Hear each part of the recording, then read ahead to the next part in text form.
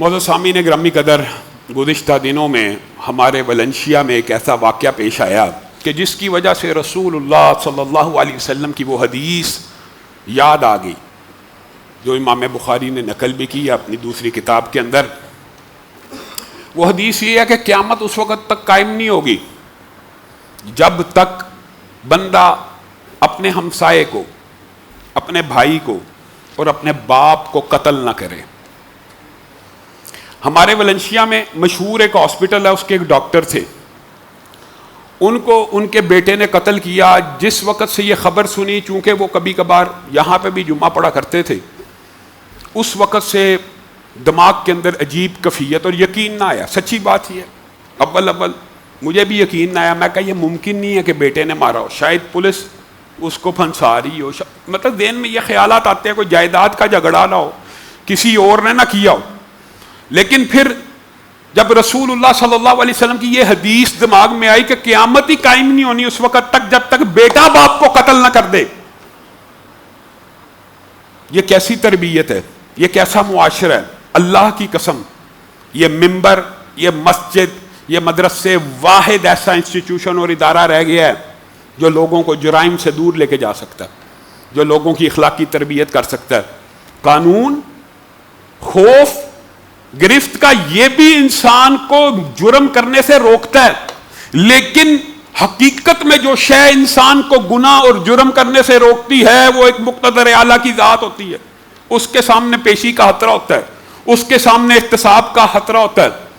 اور جو بات پولیس نے کی ہے وہ تو نہایت افسوسناک ہے کہ ایک عورت کے پیچھے اپنے سگے باپ کو قتل کر دیا کہ اتنے پیسے دے، یہاں میں شادی کرنا چاہتا ہوں۔ انا للہ و انا الیہ راجعون۔ میں یہ سمجھتا ہوں یہ سارے کا سارا جو معاشرے میں صلہ رحمی کا فقدان ہے، حسد بغض عام ہے، شریکیں ہیں، اس کے پیچھے دو موٹیو ہوتے ہیں، ایک مال، ایک عزت، اور تیسرا وہی زر، زمین اور زن۔ مشہور ایک جملہ ہمارے برے صغیر پاک و ہند میں عمومی طور پہ یہی ہوتا ہے۔ حضرت یوسف علیہ السلام جیسے عظیم پیغمبر کے بھائیوں نے انہیں کنویں میں پھینک دیا تھا حسد کی وجہ سے، حسد کی وجہ سے کہ یہ ہم سے آگے نہ نکل جائے، یہ باپ کو ہم سے پیارا کیوں ہے یہ۔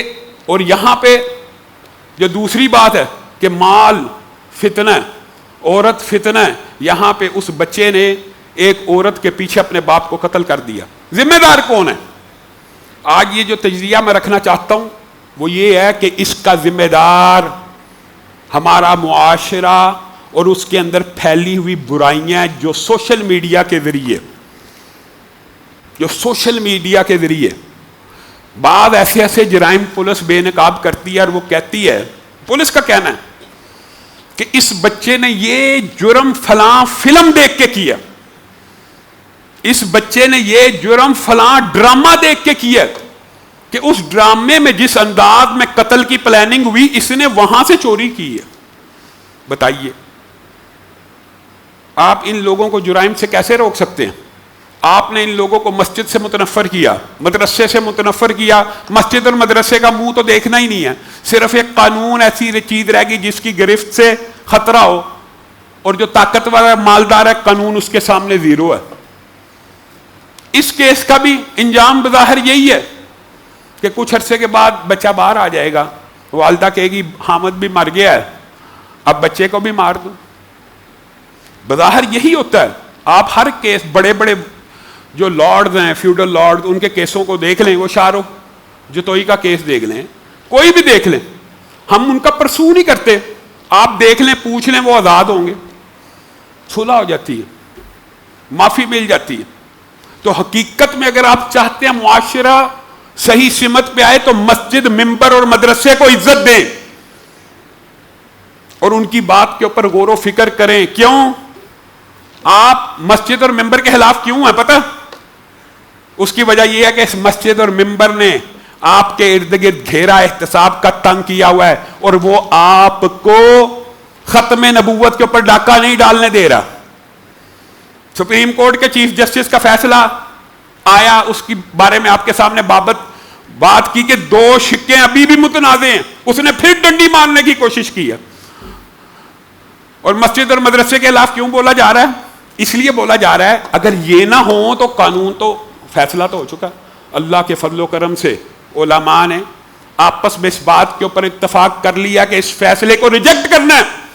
مسجد اور مدرسہ ایک احتساب کا ادارہ ہے، جیسے آپ کو خود احتسابی سکھاتا ہے کہ آپ اپنا احتساب کریں کہ اللہ کے سامنے پیش ہونا ہے، اس طرح عملی طور پہ معاشرے میں اس کو یہ حق حاصل ہے کہ وہ عوام کو بتلائے کہ آپ نے خلاف قرآن خلاف سنت فیصلہ کر دیا، آپ کے فیصلے کو نہیں مانتے.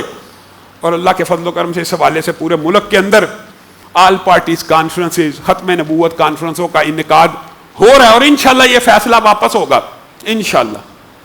دوسری بات یہ ہے کہ بہت سے ساتھیوں نے مجھے کہا علامہ صاحب ضرور اس حوالے سے آواز اٹھائیں، پہلے بھی اٹھاتے ہیں بجلی کے بلوں کے حوالے سے وغیرہ، اور اب یہ مسئلہ بنا ہے کہ پاکستان کی ایک پوری انڈسٹری ہے جو آئی ٹی سے ریلیٹڈ ہے، اس کا لاکھوں ڈالرز کا نقصان ہو رہا ہے. انٹرنیٹ کے اوپر فائر وال لگ رہی ہے، اس کی وجہ سے انٹرنیٹ کی سپیڈ سلو ہے، جس کی وجہ سے باہر سے جو ٹھیکے ہیں وغیرہ وہ نہیں مل رہے. آپ اس بارے میں بھی آواز اٹھائیں. تو میں حکومت سے اس بات کا مطالبہ کرتا ہوں کہ آپ نے جو کرنا ہے، فائر وال لگانی ہے، جو بھی کرنا ہے جلدی کیجیے.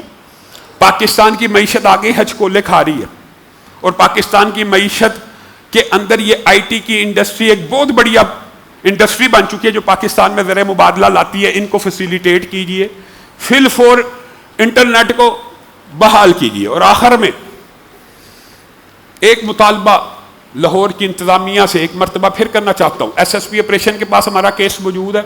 انہوں نے ہم سے یہ وعدہ کیا ہے، جب بیگم کورٹ میں ہم نے احتجاج کی کال دی کہ اگر آپ نے 7 دن کے اندر اندر یہ مساجد نہ کھولی تو ہم احتجاج کریں گے، تو انہوں نے ہمارے ساتھ مذاکرات کیے. ہم سے کہا اگر آپ کو عدالت کی طرف سے ریلیف ملا تو اس عدالتی فیصلے کے اوپر منوان عمل ہوگا. وہ فیصلہ ان کی ٹیبل پہ رکھ دیا. انہوں نے وعدہ کیا انشاءاللہ مسجد عمر بن خطاب میں اگلا جمعہ پڑھایا جائے گا. اللہ کرے یہ جو ایک درینہ مسئلہ حل ہو جائے. اور ایک مسئلہ ہماری ٹاؤن شپ کی مسجد کا، یہاں پہ آپ حیران رہ جائیں گے، حیران. یہ کوئی اسلوب اور طریقہ، اہل حدیث نے مسجد بنائی، اہل حدیث کے نام ہے.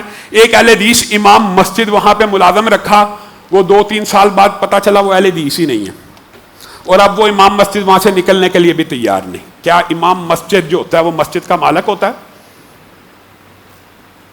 تو لاہور کی انتظامیہ سے اور ایس پی ڈاکٹر غیور صاحب سے اور ایس ایس پی صاحب سے یہ مطالبہ بھی رکھتے ہیں کہ اس مسجد کے امام کو بھی اس سے قبل کے احتجاج ہو، اور احتجاج کے بعد اب حرکت میں آئے، معاملہ ابھی کیبلی اس امام کو بھی اس کی مسجد سے نکال کر دوسرا جو امام لوگ متعین کرنا چاہتے ہیں جنہوں نے مسجد بنائی ہے اس امام کو مقرر کیا جائے. اللہ رب العزت جو کہا گیا جو سنا گیا اس کو سمجھنے کی توفیق عنایت فرمائے.